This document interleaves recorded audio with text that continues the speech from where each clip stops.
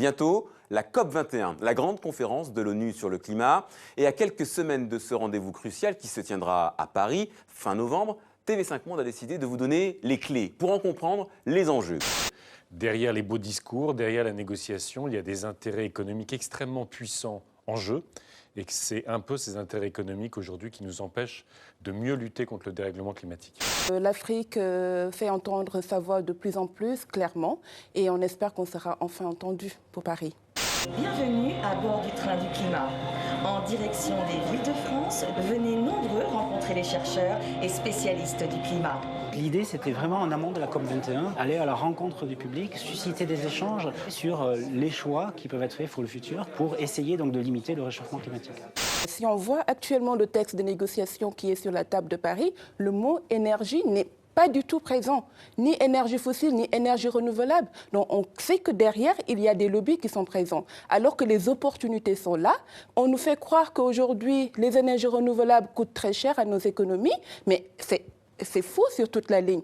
Ils sont extrêmement violents, au fond, dans leurs attaques contre toute mesure qui vise à réduire les émissions de gaz à effet de serre, parce qu'ils savent qu'il y a une extraordinaire alternative. Et leur grande crainte, c'est qu'en luttant contre le dérèglement climatique, ils disparaissent, en tout cas qu'une partie de leur pouvoir économique, politique, culturel disparaisse. How do you like my new car? Isn't diesel dirty? Oh, say it's beautiful, for Christ's sake. I think it's beautiful, but aren't diesels dirty? Yeah, that's true.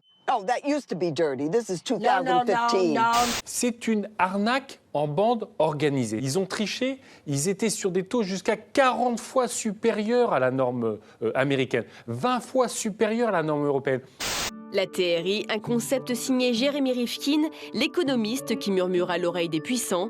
Selon lui, un nouveau modèle est sur le point de voir le jour. D'un côté, les États développent les énergies vertes à grande échelle, éoliennes, solaires, mais aussi marémotrices. De l'autre, chaque bâtiment devient une mini-centrale électrique connectée à un Internet de l'énergie. Les énergies renouvelables sont plus compétitives, notamment l'éolien terrestre, le photovoltaïque, que le pétrole et le gaz et évidemment le nucléaire. Mais ça ne va pas remplacer le pétrole et le gaz du jour au lendemain. D'ailleurs, personne dans la COP ne va prétendre qu'on va arriver à 100% d'énergie renouvelable dans quelques années. C'est pas ça l'objectif, c'est pas ça l'enjeu. Érigé l'an dernier à l'est du Rwanda, ce parc solaire qui a coûté plus de 20 millions d'euros est le plus grand d'Afrique de l'Est. Connecté directement au réseau électrique, il fournit 7% de la production totale d'électricité du pays. Ce reportage montre que le renouvelable, ça marche et ça permet de réduire à la fois les inégalités et la pauvreté. Le problème, ce n'est pas de créer un engagement. Cet engagement, il a été pris à Copenhague, 100 milliards de dollars par an à partir de 2020. Sans financement, on n'aura pas un accord à Paris. Donc il faudrait éliminer les ambiguïtés qui entourent cette question des 100 milliards. Pour tordre le cou aux clichés et prouver que Bruxelles est verte, la ville vient de jouer un coup de poker, le piétonnier. 4 boulevards débarrassés des diesels. Pour vous, Bruxelles, aujourd'hui, est-ce que c'est réellement une ville verte? Oui, parce qu'effectivement, elle est 15 fois plus verte que Paris et que, en fait, sa verdure est cachée. Maintenant, je trouve qu'elle n'a pas un projet très, très clair sur une vision verte.